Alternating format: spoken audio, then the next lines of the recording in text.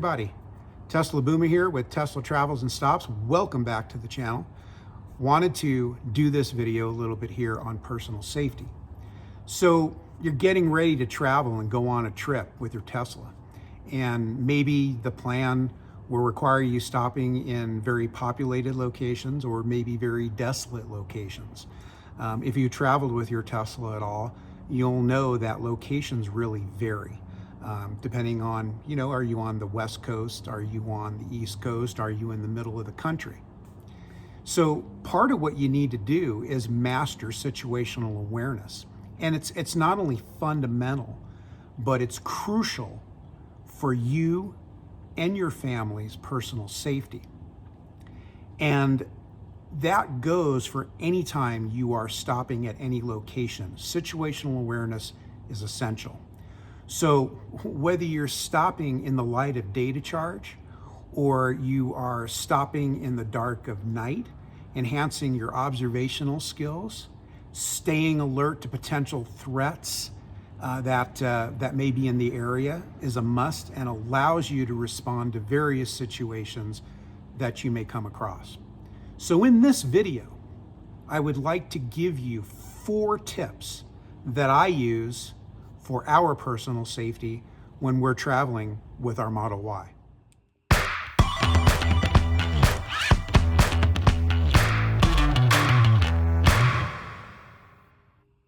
So let's go over step 1, which is planning ahead. Now, maybe the charger location that's been planned for you is one that you've been to. Maybe it's one that you're unfamiliar with. So you could be entering a pretty unfamiliar environment depending on where you're going.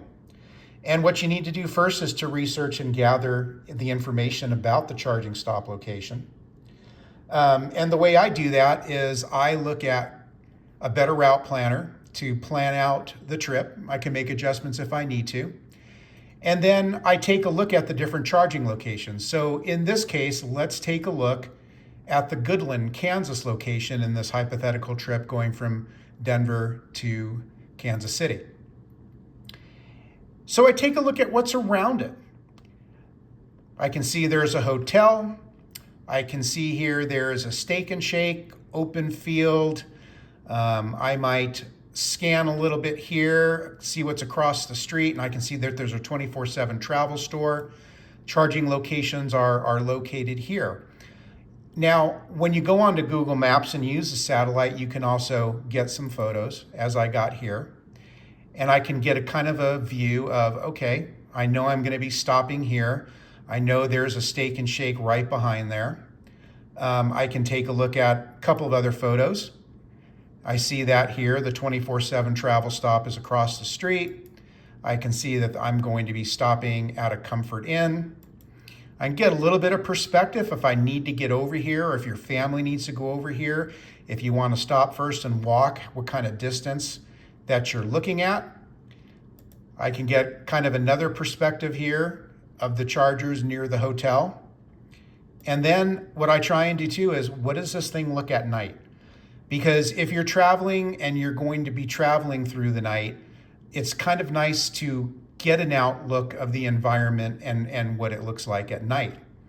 So those are a couple of things that you can do to look at. And what I'm doing in gathering this information about the stop location is I'm determining if there are any potential risks that I need to be worried about.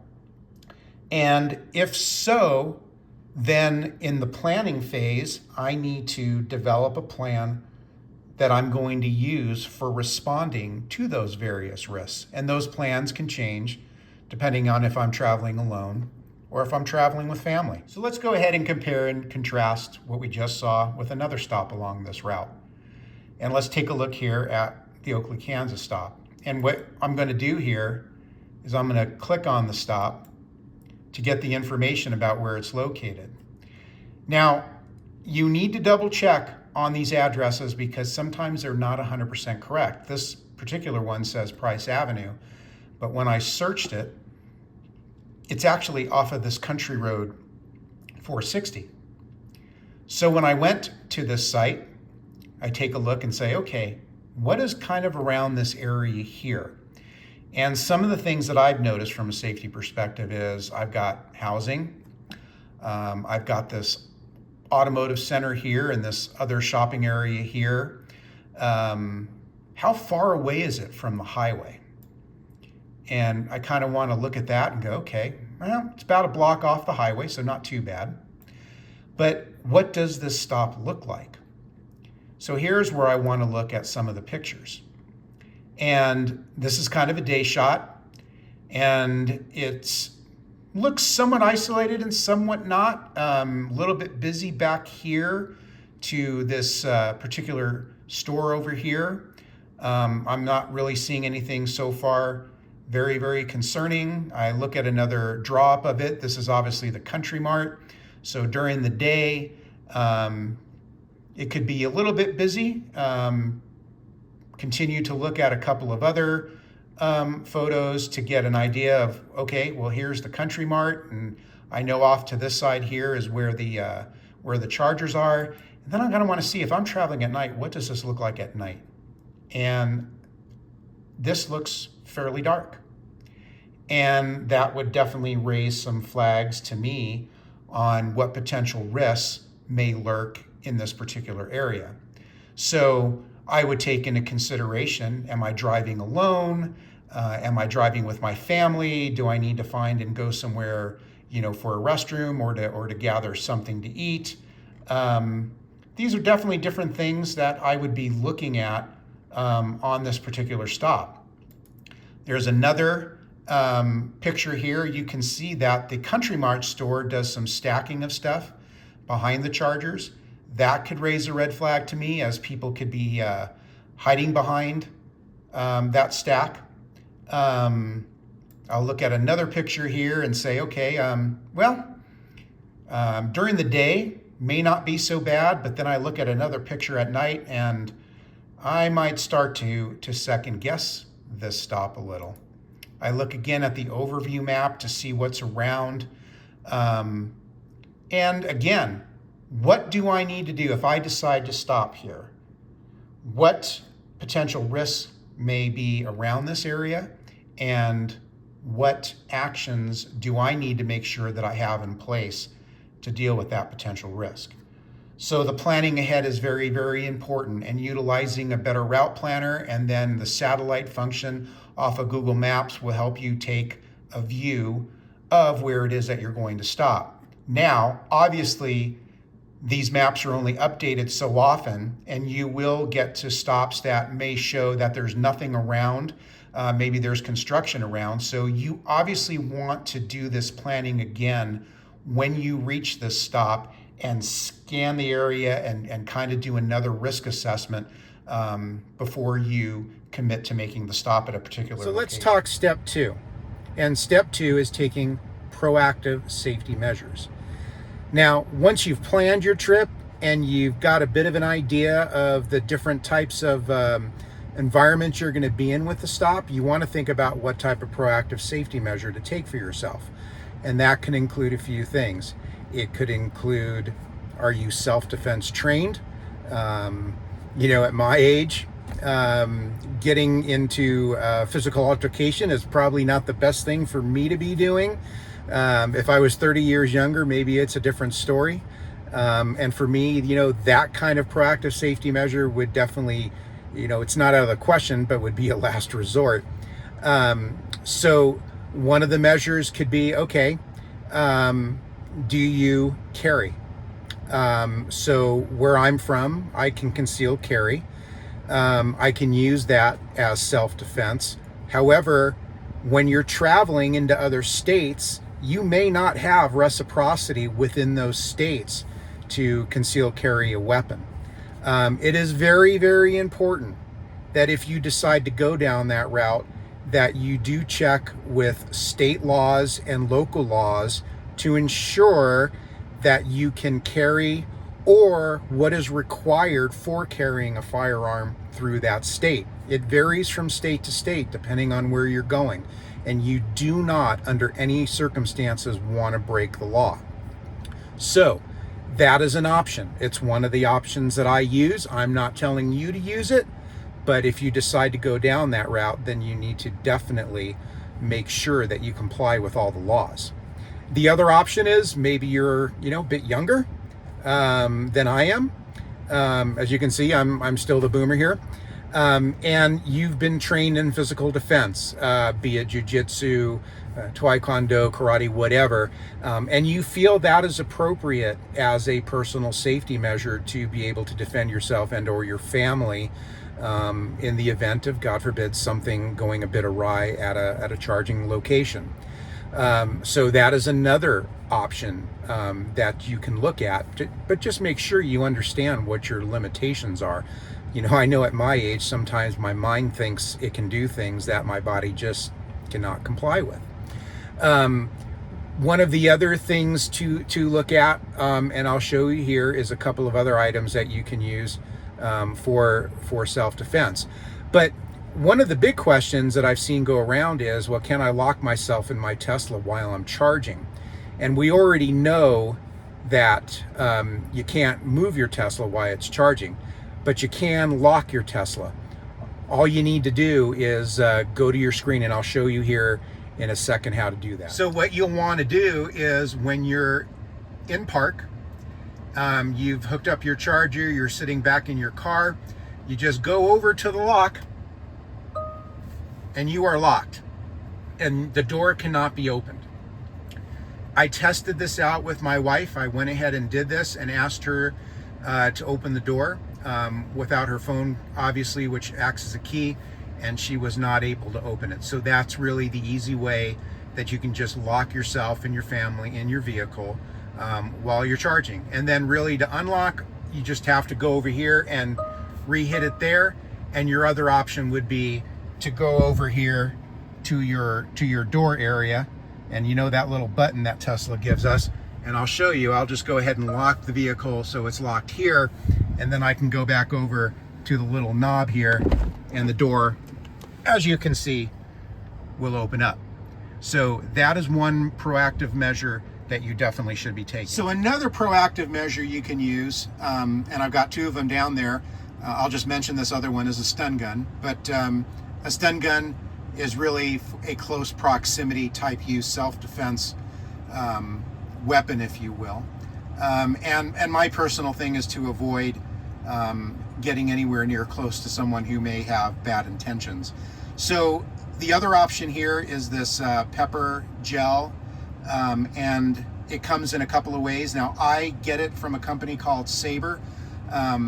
I am not sponsored by Sabre. I'm not getting anything from Sabre. I just wanted to provide you with this information because I do my research when it comes to items such as this. I do in-depth research before I buy anything because a lot of this stuff is on me, or it will go with my wife or go with one of my children. So the two options here really, as you can see on the lavender side here, you have the pepper spray, and that option also comes with a personal alarm.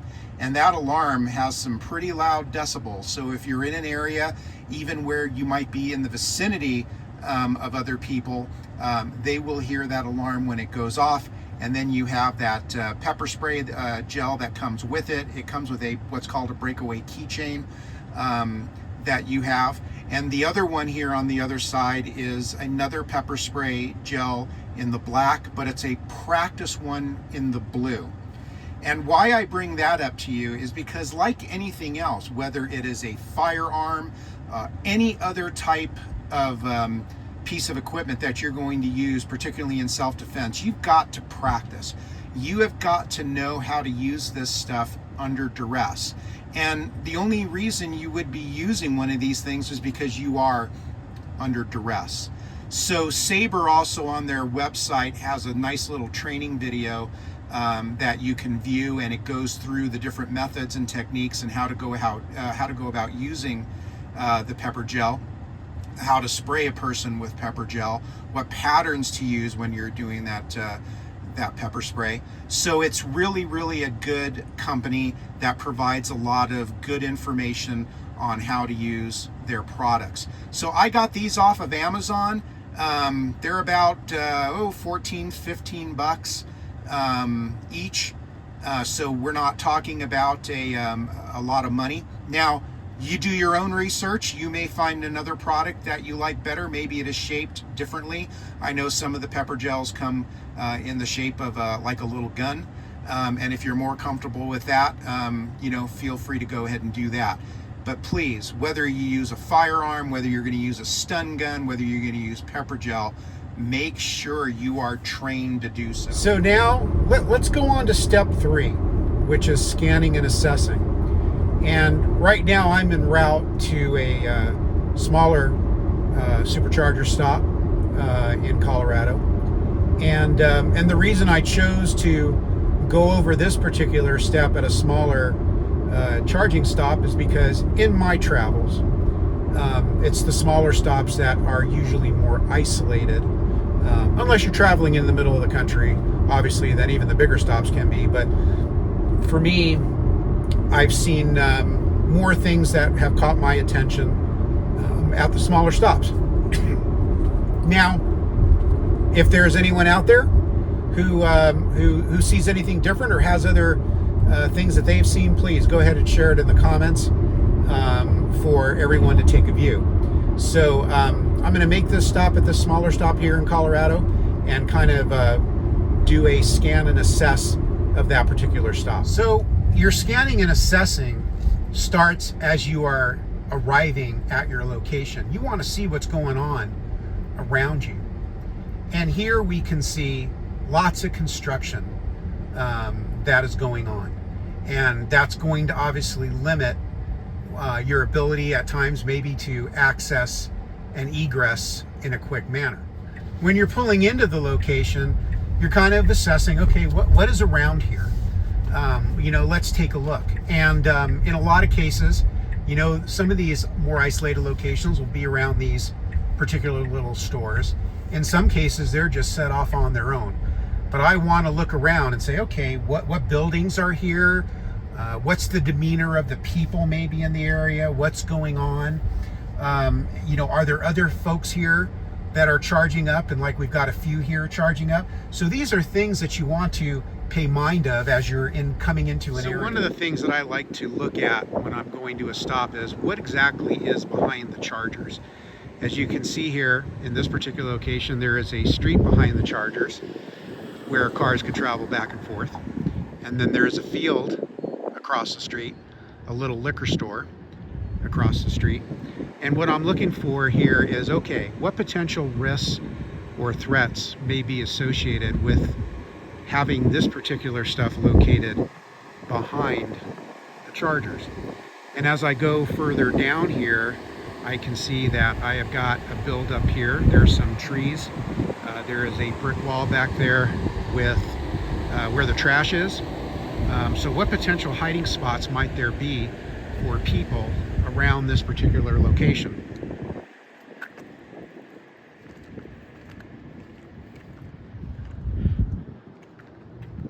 As I continue to scan and assess the area, I notice here there is a row of trees and kind of a little park area here behind the Maverick gas station. So during the day, probably not a really big deal, but what if I stop here at night? What kind of potential risk does really the topography of the location have that you need to be aware of? If I look across the street, I can see there are some restaurants and other businesses, so fairly populated, maybe not as isolated. But when I come back across here to where the superchargers are, there's a number of places here where people may hide. So these are the type of things that I think you need to look out for, and when you're scanning and assessing the area to determine what kind of risk that may be associated with you stopping here. And it could be a little bit different in the day versus the night. So you need to take that into account as well. Also, are you traveling alone? Are you traveling with family? Do you have little kids? Do you have to exit your vehicle to go to the restroom or to go in and buy something? So these are all things you really need to be looking at in the scanning and assessment step of the safety tips here that I'm giving you. So now let's go to step 4. and that's trusting your intuition. You know, I have found many times throughout the different things that I've done in my life that when I feel bad karma around, things just don't feel right. I have to kind of break what's going on. And that could be whether I'm driving on a highway and the cars around me, something seems off. At times I'll just pull off the highway and then get back on so I can kind of break that feeling. And at a charger stop, what you need to really do as well is just trust your gut instinct. If something feels off to you, it probably is. And therefore, do not ignore it, deal with it, and determine what it is that you're going to do. And that could be a lot of different things. You could leave the charging stop, go to a different charging stop if you have that in your plans. You can leave the stop for a little bit. Maybe there's a group of people in the area that you're not comfortable with. So always pay attention to your intuition. It usually will serve you very, very well. So everybody, a little recap here. I hope that this video will provide you with some ideas and other tips to do certain things when you're traveling to ensure that you could maintain yours and your family's personal safety to the best possible level as possible. So, in recapping, you need to obviously plan ahead. And I'm also going to search out and link a video from Everday Chris on planning a trip. He is a master at it. He does a great job, and you can follow along with him. He'll show you how he goes about planning his trips. But planning ahead is very, very important for your trip and obviously for your personal safety and that of your family. Remember to take proactive measures. Make sure that those proactive measures are legal where you're taking them at, so that you don't get yourself into trouble. I take my own personal ones that I'm comfortable with. You need to take proactive measures that you're comfortable with. Remember to scan and assess. Look at that place when you're coming into it. Understand what's there, what people are there. If you need to get out of there, what's your exit plan? So understand what risks may be associated in and around that stop that you're at. And probably, I won't call it the most important, but it is extremely important. Just go ahead and trust your intuition.